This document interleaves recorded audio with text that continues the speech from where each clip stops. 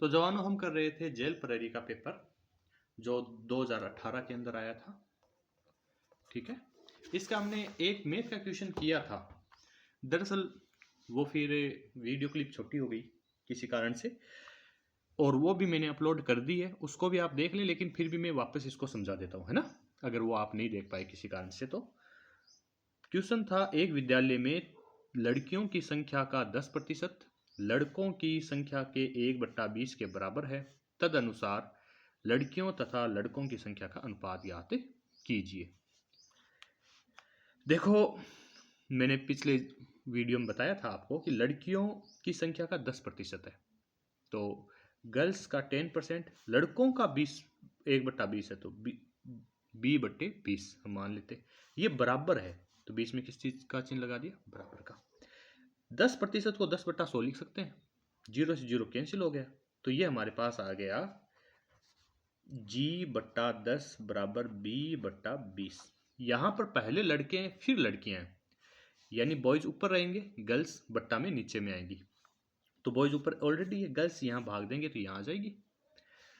और ये जो 20 इसके बट्टा के अंदर है बॉय वाले, वो ऊपर चले जाएंगे, वो गर्ल्स के 10 नीचे हैं। 0 से 0 कैंसिल, तो 2/1 आ गया, यानी 2:1। ठीक है, सिंपल है। अगला हमारा पास क्वेश्चन था जो हम पढ़ रहे थे। किसी वस्तु पर 625 रुपए में बेचने से 5% की हानि होती है। उस वस्तु पर 12% लाभ प्राप्त करने के लिए विक्रय मूल्य कितना रखना होगा। बहुत सिंपल क्वेश्चन। अभी हल देखो, एक तो है ना, मैं ट्रिकबाजी में कम भरोसा करता हूँ। ट्रिक वो ही जो एकदम सटीक बैठ जाए, बच्चों को याद भी हो जाए, एग्जाम में काम भी आए, ऐसी ट्रिक बताऊंगा आपको। ये फालतू जब ट्रिक्स होती हैं, हर सवाल के लिए नई ट्रिक, कोई मतलब नहीं है, एग्जाम में सिलेक्शन नहीं होते उनसे, न वो एग्जाम में याद आती है। और अगर आप ठीक से प्रैक्टिस कर लेते हैं, क्वेश्चन आपको आते हैं, कैलकुलेशन फास्ट होती है, तो बिना ट्रिक के आप बहुत जल्दी कर सकते हैं क्वेश्चन। मैंने बहुत सारे एग्जाम्स पास किए, मेरे स्टूडेंट्स ने किए। कभी हम तो ट्रिक्स पर, मतलब जो ट्रिक ऐसी है जो हर एग्जाम में काम आ सकती है, याद भी रहती है, वो उसमें हमें परहेज नहीं करना है, वो हम बताएंगे आपको। कायम एकेडमी ऐसी चीज़ों पे काम करती है। लेकिन ऐसी ट्रिक्स जो हर क्वेश्चन के लिए नहीं हो, नहीं नहीं, अपने चर्चा नहीं करेंगे। अगर आप सिर्फ ट्रिक्स के लिए आए हैं ना चैनल पर, तो नहीं, कोई मतलब नहीं है। किसी वस्तु का वो 625 रुपए में बेचने में 5% हानि हो रही है, इसका मतलब जो भी उसका क्रय मूल्य था उसका 95% हमें मिल रहा है। यही तो बात हुई ना, 5% हानि हुई। तो हम ये कह सकते हैं कि क्रय मूल्य का, आपको ये ऐसे एग्जाम में लिखने नहीं लग जाना, मैं आपको समझाने के लिए लिख रहा हूँ। 95% बराबर है 665 रुपये। क्रय मूल्य का 1% बराबर हो जाएगा 665/95 रुपये। हमें तो 12% लाभ ज्ञात अर्जित करना है, पहले 100% निकालते हैं। तो क्रय मूल्य का 100% हो जाएगा 665/95 गुणा 100। ठीक है, तो 20 पंजे 100, 19 पंजे 95, 19 का भाग इसमें देते, 19 के 19, 19 दूनी 38, 19 × 3 = 57। तो हमारे पास आ गए 3 बार। बच कितने गए, बच गए आपके पास से 3 उधर बच गए, 6 9 बच गए। 19 पंजे 95 गुणा 20, यानी 35 गुणा 20, 35 दूनी 70, 700 रुपए की वो चीज़ है भाई। ये इतना समझ में आ गया ना आपके। अब देखो, 700 रुपए की चीज़ पे हमें 12% लाभ अर्जित करना है, तो 100% का मतलब तो है आपके 700, 1% का मतलब हो जाएगा 700/100, लेकिन हमें चाहिए 112%, तो हो जाएगा 700/100 गुणा 112।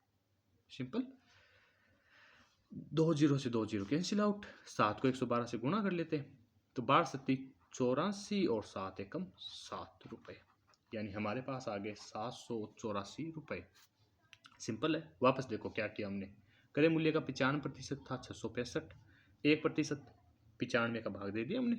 देखो, जब 95 का 1 करेंगे ना, तो 95 का भाग देना पड़ेगा इधर, इसको इधर भेज दिया, 1 रह गया, ऐसे समझ लो। लेकिन एक का जब 100 करेंगे दोनों तरफ 100 से क्या करना पड़ेगा, गुणा। यहाँ तो 100% हो ही गया, यहाँ 100 से गुणा कर दिया, हमारे पास 700 रुपये आए। 100% 700 रुपये है तो 1% क्या हो जाएगा, 100 का जैसे ही 1 किया तो 100 का इधर क्या दे दिया, भाग। हमारे पास 1% आ गए 7 रुपये, है ना। तो 112% यानी 112 को 7 से गुणा कर दिया, 784 रुपये। सिंपल है। अगला सवाल देखो। ऐसे सवाल बच्चे घूम जाते थोड़ा, लेकिन इजी बहुत होते हैं ये सवाल। हल है इसका, पहले सवाल पढ़े। सवाल है आपके पास, प्रश्नवाचक चिन्ह के स्थान पर आने वाली संख्या ज्ञात कीजिए। 12 और 21 का दे रखा है 47, 10 और 4 का दे रखा है 52, 64 और 24 का क्या होगा। इसमें सिंपली तो हमें नहीं समझ में आता, लेकिन ध्यान से देखो। ये 7 है, इधर 21 है, 7 और 21 में कोई रिश्ता है क्या, 7 और 21, है ना। तो फिर ये यहाँ रिश्ता भी है क्या, 4 3 12 है भाई। यानी हमारे पास ये 12 जो है इसमें 3 का भाग देने पर आता है 4, और 21 के अंदर 3 का भाग देने पर आता है 7। ये तो समझ में आ गया, चलो ठीक है। इसमें देखते हैं ये रिश्ता यहाँ भी तो होना चाहिए ना, रिश्ते तो हर तरफ निभाए जाएं, फिर ही रिश्ते होते हैं। 10 और 4 और यहाँ पर है 52, ठीक है। 4 में 2 का भाग देने पर 2 आ जाते हैं, बैठ गई भी बात। लेकिन 10 में 2 का भाग देने पर क्या 5 आते हैं, जी आते हैं, ये भी बैठ गई। अब अपने पास है, आपको दिख रहा है ना, हाँ, 64 और 24 इधर और इधर दोनों तरफ। ये हम ऑप्शन से करेंगे फिर। अब 24 के अंदर किसी का भी भाग दें तो 2 तो नहीं आते, ये ऑप्शन तो गया। 0 भी नहीं आते। 6 कब आते हैं, 6 आते हैं 4 का भाग देने पे। 24 में 4 का भाग अगर दे दें तो 6 आ जाते हैं, ठीक है। तो 64 में भी 4 का भाग दें, 64 में 4 का भाग देंगे तो एक अंक की संख्या तो नहीं आएगी, फिर तो 2 अंकों की संख्या आएगी। तो ये भी गया, ये बचा 83। चलो 83 चेक तो करें कि होता है या नहीं होता। तो 24 में 8 का भाग देने पर 3 आता है, चलो ठीक है, बैठ गई बात। इसमें 8 का भाग देने पर 8 आता है, हो गया 83। तो यहाँ क्वेश्चन मार्क की जगह क्या आ जाएगा, 83, ठीक है, सिंपल है। अगला क्वेश्चन आपके पास है,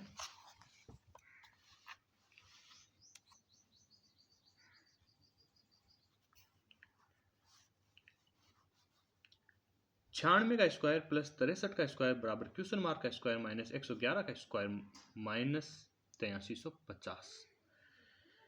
देखो ऐसे क्वेश्चन की कोई ट्रिक नहीं है, इसको सोल्व आउट ही करना पड़ेगा हमें।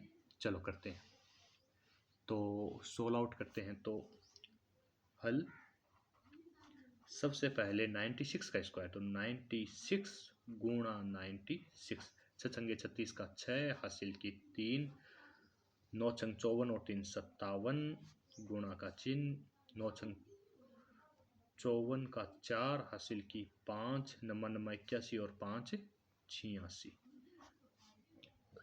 6 7 4 11 का 1 हासिल की 1, 6 6 12 का 2 हासिल की 1, 8 1 9, ठीक है। 63 का स्क्वायर भी हमें चाहिए होगा तो ये भी निकाल लेते हैं।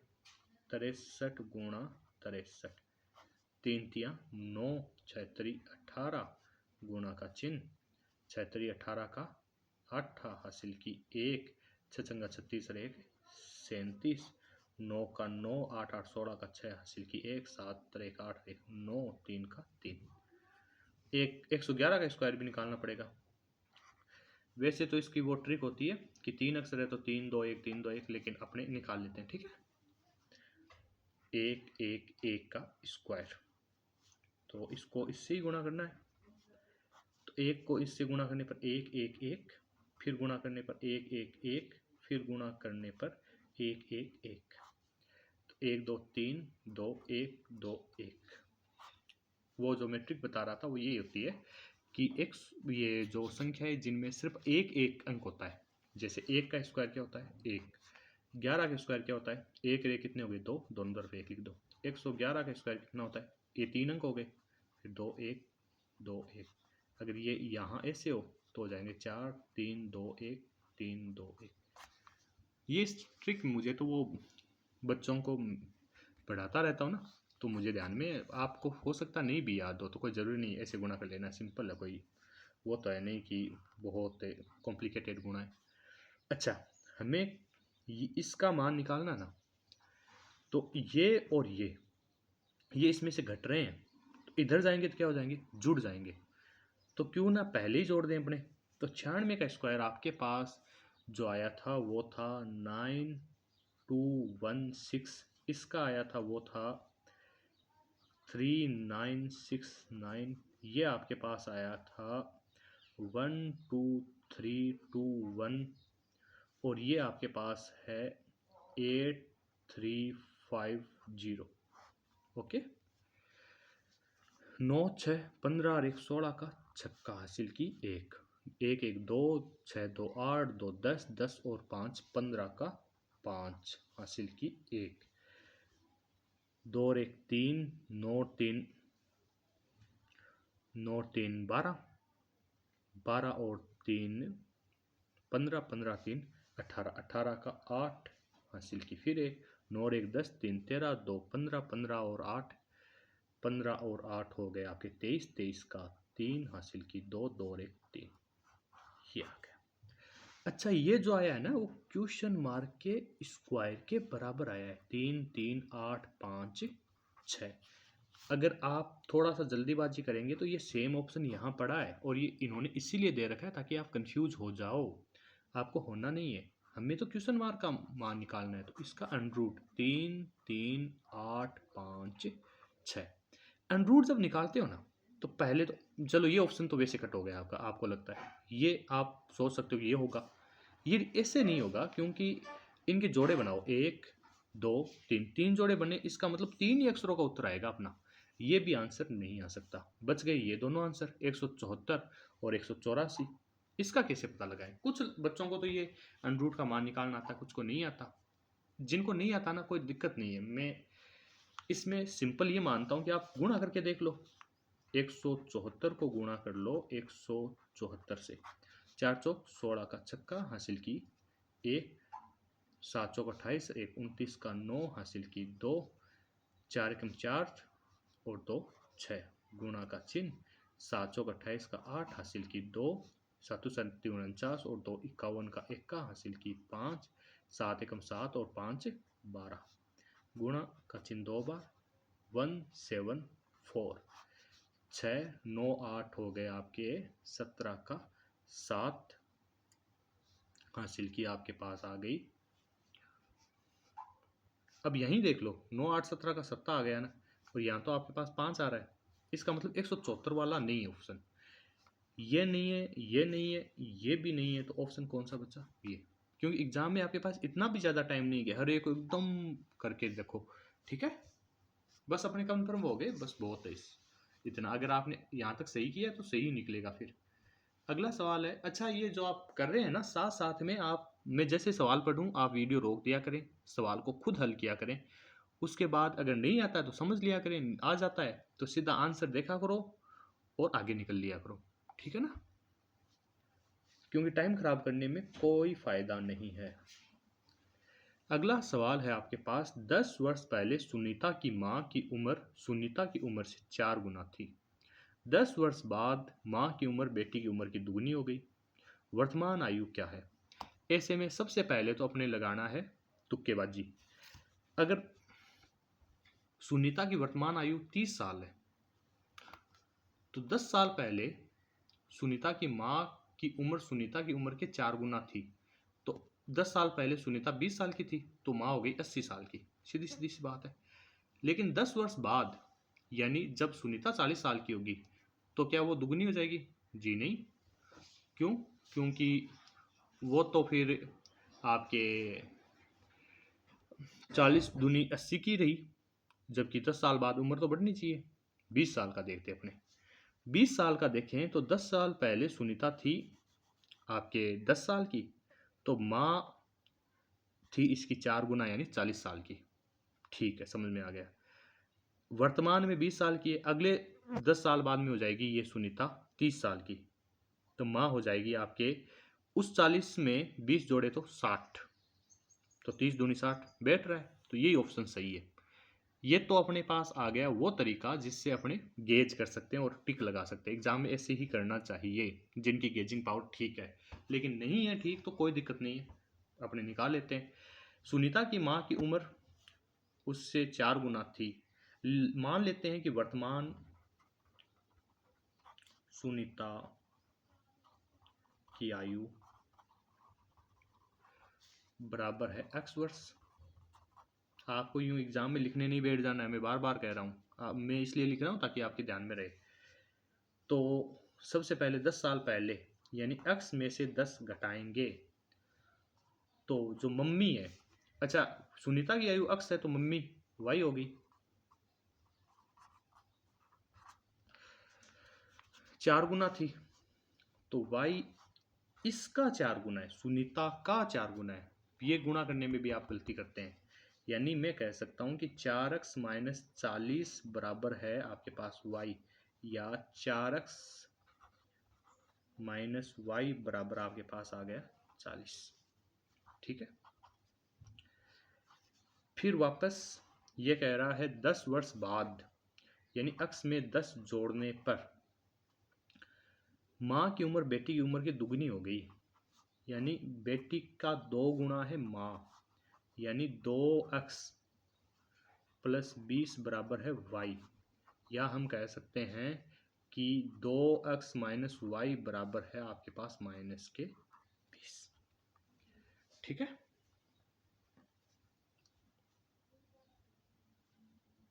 एक मिनट, हमने एक मिस्टेक कर दी है भाई गलती से। अगर बेटी 10 साल कम है तो माँ भी तो 10 साल यहाँ कम करनी पड़ेगी, यहाँ भी माइनस 10 करना पड़ेगा। तो ये जो 40 है माइनस का, ये इधर आएगा तो ये प्लस का 40 हो जाएगा, लेकिन ये 10 घटेगा तो ये हो जाएगा 30। ठीक है, ध्यान में रखना थोड़ा सा, यहाँ 10 अपने को जोड़ना पड़ेगा तो यहाँ भी जुड़ेगा, यहाँ भी 10 जुड़ेगा, तो ये आपके पास हो जाएगा माइनस के 10। अब हमें जो ज्ञात करना है वो ज्ञात करना है सुनीता की वर्तमान आयु। सुनीता की वर्तमान आयु ज्ञात करने के लिए हम कहेंगे कि 4x माइनस वाई बराबर तो आपके पास है 30, और 2x माइनस वाई बराबर है आपके पास माइनस के 10। इसको इसमें से घटाना है तो माइनस माइनस का हो गया प्लस और माइनस का हो गया प्लस। 4x में से 2x गए बच्चे 2x, y प्लस का और माइनस का हो गया 0, 30 और 10 हो गए 40, या हम कह देंगे x बराबर 40/2 बराबर 20 वर्ष। ठीक है, कोई समस्या नहीं है। ये तो वो तरीका है भाई, ये इस तरीके की तो कोई होड़ ही नहीं है, इसमें तो कोई गलती की इम्कान नहीं रहता, एकदम सही होगा ही होगा अपना क्वेश्चन का आंसर। लेकिन इसमें टाइम लगता है, इसमें आप ये नहीं लिखोगे तो इतना तो करोगे, इतना जब करोगे तो आपका टाइम खूब सारा लग जाएगा। आप गेजिंग पावर अपनी बढ़ाएं, तरीका सीखना है लेकिन गेजिंग पावर भी बढ़ानी है। सवाल है आपके पास अगला, एक महिला के पास अपने पर्स में थोड़े 50 पैसे के और थोड़े 25 पैसे के सिक्के हैं। उसके पास कुल 55 सिक्के हैं जिनका योग 21 रुपये और 25 पैसे हैं। उसके पास कुल 50 पैसे के कितने सिक्के हैं? ऐसे सवालों में गेज करने से ज़्यादा अच्छा है हल करना, क्योंकि ये हल करने में इतने मुश्किल नहीं होते। मान लो कि 50 पैसे के सिक्के जो हैं वो है x और 25 पैसे वाले सिक्के हैं y। ठीक है, तो हमें कह रहा है कि कुल उसके पास 55 सिक्के हैं, यानी x और y का जो जोड़ है वो है 55। ये आपके पास पहली समीकरण आ गई। बहुत ये जल्दी हो जाता, मैं समझा रहा हूं इसलिए थोड़ा टाइम लग रहा है। ठीक है, जिनका और इसका जो धन है ना, धन का योग है वो 21 रुपये 25 पैसे है, यानी x जो है 50 पैसे के सिक्के, उसका जो मूल्य है वो 50 पैसे से गुणा करना पड़ेगा, x गुणा 50 प्लस जो y है वो 25 पैसे के सिक्के तो 25 पैसे से गुणा कर दो। कुल धन आपके पास है 21 रुपये 25 पैसे, तो 21 तो रुपए हैं, 25 पैसे। अब देखो दो चीजें हैं, या तो इन्हें आप रुपयों में कन्वर्ट करो, यानी इनमें 100 का भाग दे दो, या इसे पैसों में कन्वर्ट करो। तो 21 रुपए को पैसों में कन्वर्ट करते हैं तो 2100 हो गए, और 25 और है तो प्लस कितने हो गए 25। ठीक है, या हम इसको ऐसे कह सकते हैं कि 50x प्लस 25y बराबर हो गए 2125। या हम इसे, ये देखो दोनों में ही 25 कॉमन आ रहा ना, 25 का उधर भाग दे देते हैं, तो 50 में 25 का भाग गया 2 बार और 25 में 25 का भाग गया 1 बार, केवल y बच गया, बराबर आ गया 2125 फिर से बट्टा में 25। 25 का भाग देना है तो 21 में तो जाता नहीं है, 200 में दे दे, 200 में दे दे तो 25 अंठे 200, बच कितने गए 12, ये हो गया 5 यानी हो गया 125। तो 25 पंजे 125 यानी 2x प्लस वाई आ रहा है 85। ये हमारे पास समीकरण कौन सा हो गया, दूसरा। हमें निकालने 50 पैसे के सिक्के और 50 पैसे वाले सिक्के हैं अक्स, यानी अक्स का मान निकालना है। क्यों ना हम ये जो समीकरण नंबर 2 है उसमें से समीकरण नंबर 1 घटा दें, यानी हम कह दें, ये लिखना नहीं है कि समीकरण 2 में से 1 घटाने पर, सीधा सीधा अंडरस्टैंडिंग की बात है कि 2x में से ये x, चलो मैं लिख देता हूँ आपके लिए, 2x प्लस वाई बराबर तो है 85, इसमें से हमें घटाना है x, वापस घटाना है y बराबर वापस घटाना है 55। देखो तीनों प्लस के थे, घटाने पे तीनों किसके हो गए, माइनस के। तो हमारे पास 2x में से x गए बच्चे x बराबर 85 में से 55 गए बच्चे कितने, 30। ये हमारे पास आंसर आ गया, सिंपल है। अगला क्वेश्चन है आपके पास, मुझे लगता है क्लास लंबी हो जाएगी, तो हमने अभी तक जो क्वेश्चन किए हैं वो काफ़ी रहेंगे एक बार के लिए, आगे के क्वेश्चन हम बाद में कर लेंगे। ठीक है, धन्यवाद। आपको जो चीज़ें समझ में नहीं आ रही है आप कमेंट करो, बताओ मुझे कि ये समझ में नहीं आ रहा है या किस चीज़ के ऊपर क्वेश्चन आपको चाहिए। कायम एकेडमी लगातार कोशिश कर रही है कि बच्चों को बिना शुल्क के, हम कोई शुल्क नहीं लेने वाले हैं, हमारा ऐसा कोई इरादा नहीं है, बिना शुल्क के अच्छी क्वालिटी के लेक्चर्स दिए जाएं। और ये जो सब्जेक्ट हैं, मैथ है, साइंस है, आपकी रीजनिंग है, इनमें बच्चों को सबसे ज़्यादा समस्या आती है। जीके के बहुत वीडियो मिल जाएंगे आपको, है ना, अच्छे क्वालिटी के मिल जाएंगे यूट्यूब पर फ्री में, लेकिन इनके या तो है नहीं उपलब्ध, और उपलब्ध है तो अच्छे टीचर्स के नहीं है, क्योंकि इसी में कोचिंग एकेडमिक्स को सबसे ज़्यादा कमाई होती है। तो हमारी कोशिश रहेगी कि इनके कम से कम, जीके के भी हम प्रयास करेंगे, लेकिन इनके कम से कम फ्री में बहुत अच्छी क्वालिटी की वीडियो आपको दे सके, ताकि आपकी चीज़ें समझ में आ जाए, आपके एग्ज़ाम में हेल्पफुल हो सके। चलो अभी के लिए इतना ही, धन्यवाद। आगे मिलते हैं वापस अगली किस्त में।